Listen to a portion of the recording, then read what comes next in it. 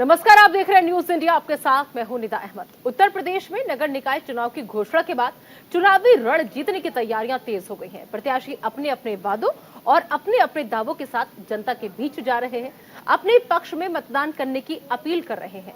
आपको बता दें कि 4 मई और 11 मई को मतदान होंगे, जबकि नतीजे 13 मई को घोषित किए जाएंगे। नगर निकाय चुनाव के बाद सीधे लोकसभा के चुनाव होने हैं, जिसके चलते इसे 2024 का सेमीफाइनल माना जा रहा है। सत्ताधारी बीजेपी से लेकर विपक्षी दल समाजवादी पार्टी, बीएसपी, कांग्रेस सहित सभी सियासी पार्टियों की प्रतिष्ठा इससे जुड़ी हुई है।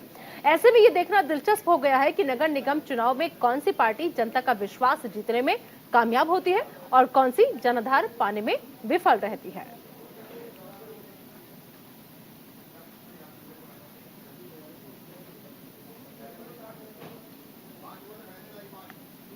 तो बात सबसे पहले लखनऊ की। लखनऊ में कल से कांग्रेस के नेता चुनाव प्रचार शुरू करेंगे। बताया जा रहा है कि अगर जरूरत पड़ी तो प्रियंका गांधी भी लखनऊ में प्रत्याशियों के लिए चुनाव प्रचार कर सकती है। चुनाव प्रचार शुरू होने से पहले कांग्रेस ने निकाय चुनाव के लिए घोषणा पत्र जारी किया है। घोषणा पत्र में कांग्रेस ने वोटर्स को लुभाने के लिए वादों की झड़ी लगा दी है। मुफ्त पानी देने को लेकर धार्मिक स्थानों और कंपटीशन की तैयारी जो है वो कर रहे हैं और छात्रों के लिए लाइब्रेरी बनाने की घोषणा की है। वहीं ग्रामीण इलाकों में स्कूलों और अस्पतालों में सफाई व्यवस्था का वादा भी किया गया है। तो कांग्रेस ने अपना घोषणा पत्र जारी कर दिया है और आपको बताएं कि दरअसल इस घोषणा पत्र में कांग्रेस प्रदेश अध्यक्ष बृजलाल खत्री ने ये जारी किया है घोषणा पत्र। नागरिकों को निःशुल्क पानी उपलब्ध कराया जाएगा, ये बात कही जा रही है कांग्रेस की तरफ से। साथ ही साथ इस घोषणा पत्र में कांग्रेस की तरफ से कहा गया है कि धार्मिक स्थानों का सुंदरीकरण कराया जाएगा और प्रतियोगी परीक्षाओं की तैयारियों के लिए लाइब्रेरी जो है वो भी बनाई जाएगी। संचारी रोग से लड़ने के लिए दवाओं की व्यवस्था भी की जाएगी। आगे कांग्रेस पार्टी अपने इस घोषणा पत्र में कहती है कि जल निकासी की उचित व्यवस्था कराई जाएगी। ग्रामीण क्षेत्रों के स्कूलों, अस्पतालों में सफाई की व्यवस्था भी की जाएगी।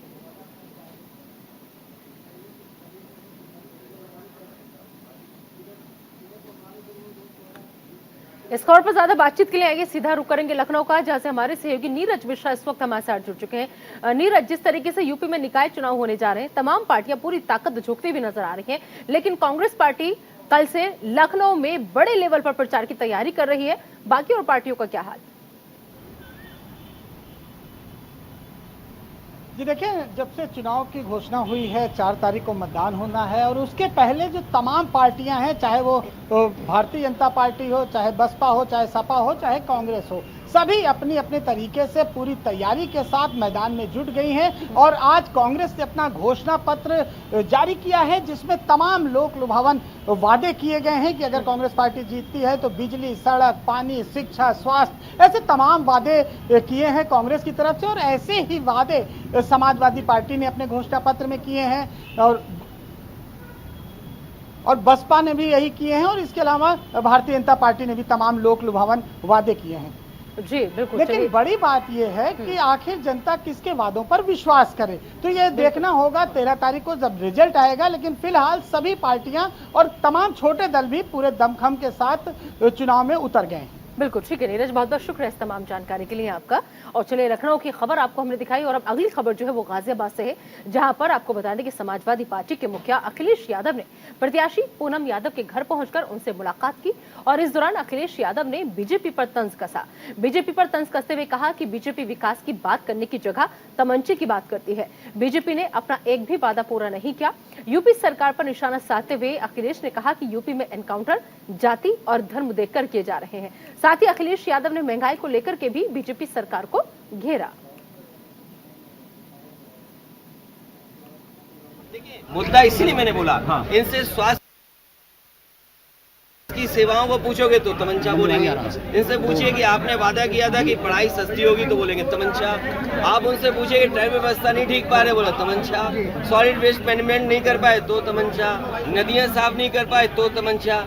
इसीलिए मैंने कहा कि old habits how to die. और जो महंगाई के सवाल हैं, आज बताइए सिलेंडर की कीमत क्या है, किसान का गेहूं खरीद लिया, आप जो पैकिंग में आटा खरीद रहे हो कितना महंगा खरीद रहे हो। एक परिवार में महिला समझती है कि इस सरकार की महंगाई की वजह से घर के कितना संकट आ गया है। सिलेंडर महंगा, दाल महंगी, आटा महंगा, आपके जितने भी तेल है खाने पीने के सब महंगे। महंगाई का जवाब नहीं है। महंगाई पे सवाल करोगे तो कहेंगे तमंचा, बेरोजगारी की बात पूछोगे तो कहेंगे तमंचा। आखिर और चलिए सीधा गाजियाबाद का रुख कर लेते हैं, जहां से हमारे संवाददाता हैदर अली इस वक्त हमारे साथ जुड़ चुके हैं। हैदर, जिस तरीके से अखिलेश यादव गाजियाबाद पहुंचे, नगर निकाय चुनाव की तैयारी को लेकर समाजवादी पार्टी भी काफी एक्टिव नजर आ रही है, लेकिन क्या लग रहा है अभी जिस तरीके से हत्या हुई अतीक और अशरफ की और साथ ही साथ बेटे असद का एनकाउंटर किया गया, क्या ये मुद्दा हावी रहेगा निकाय चुनाव पर? क्योंकि लगातार अखिलेश यादव एक ही बात कहते रहे कि बीजेपी से आप जो भी बात करेंगे बदले में जवाब आपको तमंचा मिलेगा। साथ ही साथ एक और बड़ा आरोप कि बीजेपी धर्म देखकर एनकाउंटर करवा रही है। जी नीरज, अगर गाजियाबाद की बात करें तो आज पहली बार ऐसा हुआ है कि किसी मेयर के चुनाव में समाजवादी पार्टी के मुखिया आज अपने प्रत्याशी से मिलने के लिए आए हैं। तो खासतौर पर जाहिर है कि 2024 की रणनीति तैयार की जा रही है ग्राउंड जीरो पर, क्योंकि ये जो नगर निकाय के चुनाव है ये गली मोहल्ले के चुनाव होते हैं और यही वजह है कि जितने प्रत्याशी है वो उनके अगर बात की जाए तो समाजवादी पार्टी जो है वो अलग हटकर ये काम कर रही है और कहीं ना कहीं मुद्दों को आगे बढ़ाने का काम करिए। क्योंकि अगर बात की जाए तो गाजियाबाद एक बीजेपी का गढ़ है, बीजेपी का गढ़ माना जाता है, शुरू से ही यहाँ पर दबदबा 25 साल से बीजेपी का ही रहा है। वहीं अगर दूसरी बात की जाए तो अखिलेश यादव ने खासकर भी अपने जो जितने भी कार्यकर्ता थे उनको ये जीत का मंत्र दिया है कि वो अगर गली मोहल्ले में जाएं, अगर वोट मांगने के लिए जाएं तो किन मुद्दों पर बात करें, क्योंकि बीजेपी ने खासकर भी जो अखिलेश यादव के द्वारा बनाई गई साइकिल ट्रैक थे उनको नष्ट कर दिया गया है। तो उसका भी आरोप अखिलेश यादव लगाते हुए नजर आए और खासतौर पर जाहिर है कि छोटे छोटे मुद्दों को लेकर भी बड़ा मुद्दा बनाया जा रहा है ताकि यहाँ पर अगर जीत तय होती है पार्टी की तो 2024 का रास्ता इनके लिए आसान साबित होगा। ठीक है हैदर, बहुत बहुत शुक्रिया इस तमाम जानकारी के लिए आपका। तो चलिए गाजियाबाद की खबर आपको दिखाई। अब अगली खबर जो है वो है उत्तर प्रदेश के मुजफ्फरनगर से, जहां पर सनातन धर्म सभा परिसर में वैश्य समाज ने बैठक की और इस बैठक में बीजेपी प्रत्याशी मीनाक्षी स्वरूप ने मुख्य अतिथि के तौर पर शिरकत की, जबकि इस बैठक की अध्यक्षता कृष्ण गोपाल मित्तल ने की। बैठक में मौजूद लोगों ने बीजेपी प्रत्याशी मीनाक्षी स्वरूप का समर्थन करने और भारी मतों से जिताने का आह्वान किया। कृष्ण गोपाल ने कहा कि राजनीति में जितना प्रतिनिधित्व वैश्य समाज का होना चाहिए उतनी हिस्सेदारी वैश्य समाज को नहीं दी जा रही है।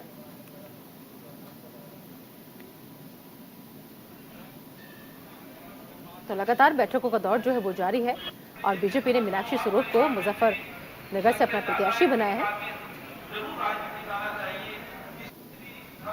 पोलिंग मार्केट में महाराजा अग्रसेन की प्रतिभा के सामने वैश्य समाज को इकट्ठा किया गया। भारी संख्या में वैश्य समाज इकट्ठा हुआ। जो हमारी चेयरमैन की प्रत्याशी है मीनाक्षी स्वरूप की, उनको समर्थन देने की बात हुई और एक मत होकर सबने हाथ उठाकर उनको समर्थन दिया और वादा किया कि हम अपने परिवार की और जो हमारे आसपास के हैं उनकी एक वोट हम कर दें। मुझे पूरी उम्मीद है कि कोई विरोध किसी तरह का भी किसी समाज के अंदर नहीं है। समाज एक मत है और सैकड़ों की संख्या में हमारे बुलाए पर, टेलीफोन के बुलाए पर समाज के लोग इकट्ठे हुए और वो लोग इकट्ठे थे जो एक अपना स्थान रखते हैं बिरादरी के। देखिए, वैश्य समाज की बात ही नहीं, वैश्य समाज ने तो दिया ही है, हर वर्ग ने, हर समाज ने भारतीय जनता पार्टी के प्रत्याशी को वो समर्थन दिया है। इसमें कोई एक समाज की बात नहीं, कोई भी समाज हो, कोई भी वर्ग हो, कोई भी जाति हो, कोई भी धर्म हो, सबका भारतीय जनता पार्टी की प्रत्याशी। और उधर बीएसपी ने मुजफ्फरनगर में निकाय चुनाव को जीतने के लिए तैयारियां पूरी कर ली हैं। बीएसपी के चेयरमैन प्रत्याशी कौशल झा की मौजूदगी में जिला अध्यक्ष सतीश गौतम ने फीता काटकर बीएसपी कार्यालय का उद्घाटन किया। इस दौरान उन्होंने कहा कि इस बार निकाय चुनाव में बीएसपी भारी मतों से जीत दर्ज करेगी।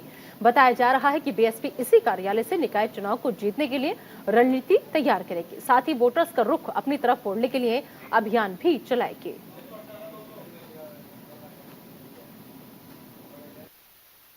मैं अपने कार्यालय का उद्घाटन किया। इसमें समस्त बहुजन समाज पार्टी की टीम और यहाँ से पाल, सैनिक, कश्यप और मुस्लिम, दलित सभी लोगों ने इसमें हिस्सा लिया और लोगों में भारी उत्साह है बहुजन समाज पार्टी के प्रत्याशी को जिताने के लिए। देखिए, बहुजन समाज पार्टी के प्रत्याशी इंतजार त्यागी की पत्नी रोशन जहां के कार्यालय का यहाँ आज उद्घाटन के इफ्तिताह के मौके पर बहुजन समाज पार्टी के सभी वरिष्ठ और पुराने और नवनियुक्त साथियों ने यहाँ पर एक हर्ष और उल्लास के साथ इस कार्यालय का उद्घाटन किया और जो उत्साह और उल्लास यहाँ पर नजर आ रहा है, निश्चित तौर पर बहुजन समाज पार्टी का जो प्रत्याशी है वो यहाँ पर नगर पालिका में अपनी जीत निश्चित करेगा। आज हमने नवल्टी मार्केट में अपनी पार्टी का चुनाव कार्यालय का उद्घाटन किया। उसमें हमारे बाबू सत्यप्रकाश जी, प्रेमचंद जी जिला अध्यक्ष जी और हमारे सलीम भाई, इसमें सभी दलित, पिछड़ा और सभी मुस्लिम वर्ग के लोग हैं। हमारे बड़े भाई जिया रहमान, इंतजार राणा जी, हमारी दीदी है और हमारे विधायक जी हैं, सब लोगों का मैं शुक्रिया अदा करता हूँ। इसमें सब लोग आए। और चलिए अब सीधा रुख मुजफ्फरनगर का कर लेते हैं, जहां से हमारे संवाददाता पवन अग्रवाल इस वक्त हमारे साथ जुड़ चुके हैं। पवन, आखिर मुजफ्फरनगर में कैसी तैयारियां तमाम पार्टियों की देखी जा रही हैं? सबसे बड़ी बात ये, वो कौन से अहम मुद्दे हैं जिनको लेकर के यहां से तमाम पार्टियां जनता के बीच में उतरी हैं और वो वादा कर रही हैं, दावा कर रही हैं कि अगर जीत हमारी निश्चित होती है तो हम आपको इस समस्या से निजात दिलाएंगे। मुजफ्फरनगर में सबसे बड़ा अहम मुद्दा नगर पालिका में भ्रष्टाचार को लेकर है। 10 साल से लगातार कांग्रेस सत्ता में थी, भाजपा के होने के बाद भी नगर पालिका चेयरमैन थी। लगातार नगर पालिका चेयरमैन जो पिछले 5 साल गए उसमें भ्रष्टाचार का काफी अहम मुद्दा रहा है और उसको लेकर नगर पालिका चेयरमैन अंजू अग्रवाल पर पूर्व में जो रैसी के ऊपर मुकदमे भी दर्ज हुए और उनपे जो बड़े घोटाले थे, करोड़ों रुपए के डंपर मशीनें, जो कूड़ा उठाने वाली मशीनें, उनको उठाने के काफी कई तरह के भ्रष्टाचार के मुद्दे उन पर लगे हुए थे और उनको लेकर उनके ऊपर मुकदमे भी दर्ज हुए थे।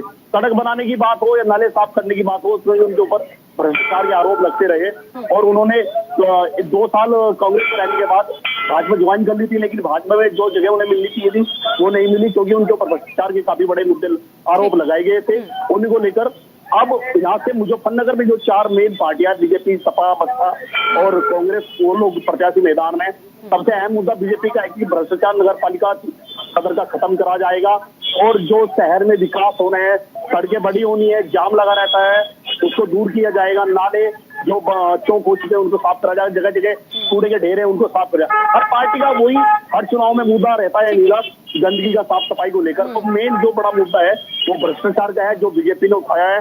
बीजेपी कहती है कि जब अगर हम चेयरमैन बनते हैं और कुर्सी पर बैठेंगे तो सबसे पहला मुद्दा हमारा यही होगा कि हम नगर पालिका का भ्रष्टाचार खत्म करेंगे और नगर पालिका जो भी, चाहे वो अधिकारी हो चाहे कोई भी किसी तरह का भी हो, अगर भ्रष्टाचार करता पाया तो खिलाफ कड़ी कार्रवाई होगी। नहीं सर, ठीक है। चलिए पवन, बहुत बहुत शुक्रिया इस तमाम जानकारी के लिए आपका। और चलिए आगे बढ़ते हैं अगली खबर महोबा से, जहां होने वाले निकाय चुनाव के लिए नाम वापस लेने का आज आखिरी दिन था। महोबा में जिले की 2 तहसील और 3 नगर पंचायत में निकाय चुनाव होंगे, जिसके लिए बीजेपी, समाजवादी पार्टी, कांग्रेस और बीएसपी ने अपने प्रत्याशी मैदान में उतारे हैं। और इस बार के निकाय चुनाव में आम आदमी पार्टी और जन अधिकार पार्टी ने भी अपने अपने प्रत्याशियों को उतारा है, जिसके चलते निकाय चुनाव को लेकर सरगर्मियां बढ़ गई हैं। सभी प्रत्याशियों ने जीत को भुनाने के लिए पूरी ताकत झोंक दी है। वहीं पुलिस प्रशासन अलर्ट मोड पर है। आपको बता दें कि महोबा में निकाय चुनाव दूसरे चरण में होंगे।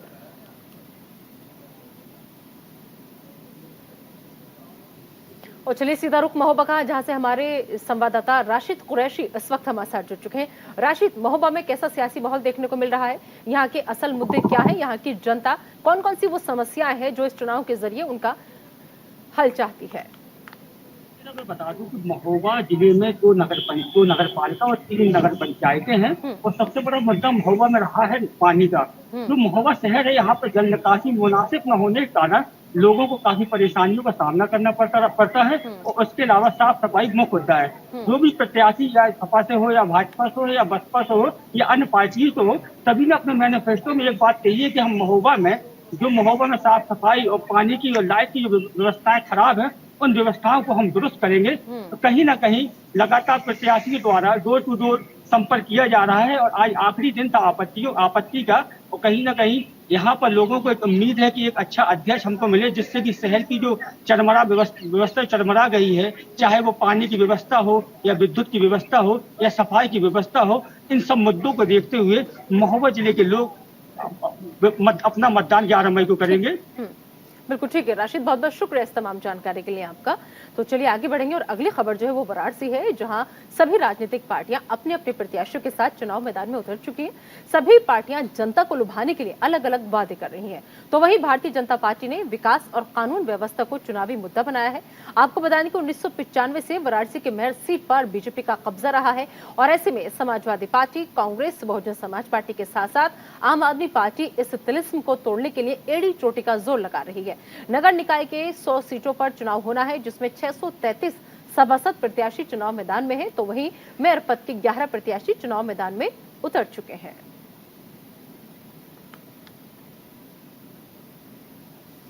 उत्तर प्रदेश के काशी में नगर निगम चुनाव को लेकर साधु संतों, पुजारियों और मठाधीशों और महामंडलेश्वर ने सुमेरु पीठ आश्रम में बैठक की और बैठक के दौरान शंकराचार्य स्वामी नरेंद्रानंद सरस्वती ने कहा कि जो मठ मंदिरों का हाउस टैक्स, बिजली टैक्स, जल्द टैक्स माफ करेगा। नगर निगम की चाबी उसी के हाथ में होगी।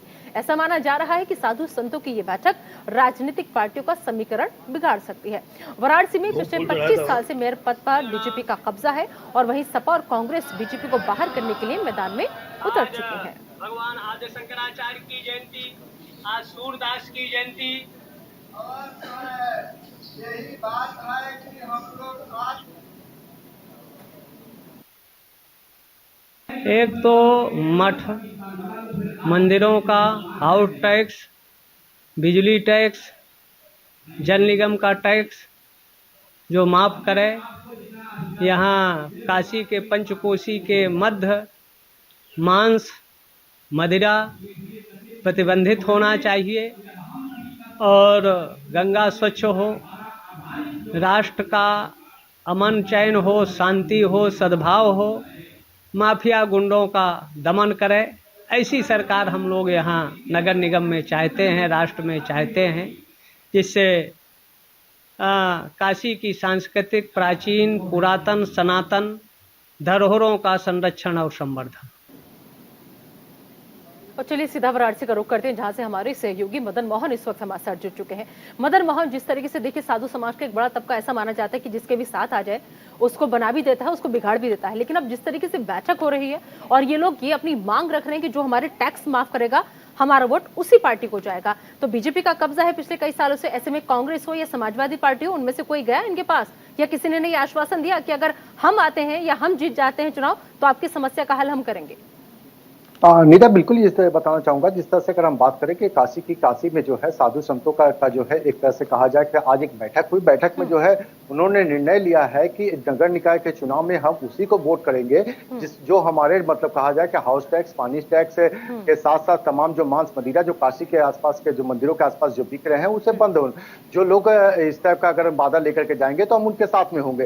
तो ऐसे में अगर कहा जाए तो नगर निकाय के चुनाव में अगर हम बात करें तो मेयर के पद पे जो है लगभग लगातार जो है 1995 से भारतीय जनता पार्टी का कब्जा रहा है और उस कब्जे को जो है भारतीय जनता पार्टी लगातार बरकरार रखना चाह रही है। वही अगर हम बात करें तो कांग्रेस से लेकर के समाजवादी पार्टी हो चाहे आम आदमी पार्टी हो, तमाम जो है कहा जाए तो चुनावी मैदान में उतर चुके हैं और अपने अपने वादों से जो है ना लोग को जो है ना लुभाने के लिए के जो है घर घर जाकर के कैंपेनिंग कर रही है। तो तमाम ऐसे में क्या बात करें, चाहे भारतीय जनता पार्टी की अगर बात करें तो भारतीय जनता पार्टी का जो है पूरा एक तरह से कहा जाए तो एक इवेंट के तौर पर अगर हम देखा जाए इसको, तो इसमें तमाम जो कैबिनेट मंत्री जो है अब जो है काशी में अपना जो है मोर्चा संभाल लिया है। उनको किसी न किसी तरह से जो है ये निकाय चुनाव को जो है जीतना है। ये निकाय चुनाव सिर्फ निकाय चुनाव नहीं है, ये जो है एक तरह से कहा जाए तो आने वाले जो लोकसभा का चुनाव है उसकी जो है उसका जो है सेमीफाइनल के तौर पे देखा जा रहा है। तो ऐसे में तमाम पार्टियां जो है यहाँ पर जो है एक तरह से चुनावी मैदान में है, अलग अलग लुभावने बातें कर रही हैं, लोगों के पास में जा रहे हैं, जनसंपर्क कर रहे हैं। तो इस तरह से अगर देखा जाए तो साधु संत ने भी आज एक खुलकर के सामने आए हैं। हालांकि बात अगर किया जाए तो अभी जो है भारतीय जनता पार्टी के या कांग्रेस के लोग जो है यहाँ पे गए हैं, लेकिन जिस तरह से इनके जो वादे हैं उस तरह का वादा जो है किसी ने भी अभी नहीं किया है कि हम जो है बिल्कुल इनकी मांगे कोई मानने को तैयार नहीं है। ठीक है मदन, बहुत बहुत शुक्रिया इस तमाम जानकारी के लिए आपका। तो उत्तर प्रदेश में आगामी निकाय चुनाव को लेकर प्रशासन ने भी कमर कस ली है। वहीं दूसरी तरफ निकाय चुनाव को लेकर प्रत्याशी डोर टू डोर कैंपेन कर रहे हैं और इस मौके पर संवाददाता अभिनव पांडे ने निकाय चुनाव की तैयारियों का जायजा लिया। उत्तर प्रदेश में नगर निकाय के चुनाव की घोषणा तारीखों का ऐलान हो चुका है, पर नॉमिनेशन भरा जा चुका और पहले चरण में जो मतदान है वो 4 तारीख को कराया भी जाएगा, जिसके लिए सारी मुकम्मल तैयारी जो है वो नगर निगम में शुरू हो गई है। चुनाव आयोग ने शुरू कर दी है। हम इस समय लखनऊ के नगर जो निगम है कार्यालय है वहाँ पर खड़े हैं। आप देख सकते हैं कि किस तरह से यहाँ पर जो है वोटर लिस्ट को बाकायदे यहाँ पर चिपका दिया गया है और वोटर लिस्ट का सत्यापन केबिन नंबर 110 भी यहाँ लिख दिया गया है। जिसको भी यहाँ पर अपने वोटर लिस्ट का जो सत्यापन कराना है, नाम का है, नाम अगर किसी की छूट गए हैं तो उसको कैसे जोड़ा जाए, ये तमाम चीज़ें हैं। इसके अलावा जो है वार्ड जितने भी वार्ड अध्यक्ष को किया गया है उसको भी यहाँ पर जो है सत्यापित कराया जा रहा है पूरी तरह से। ये जो महापौर की जो कुर्सी है वो फिलहाल जो है इस समय वैकेंट चल रही है जब तक नया महापौर नहीं आ जाते हैं।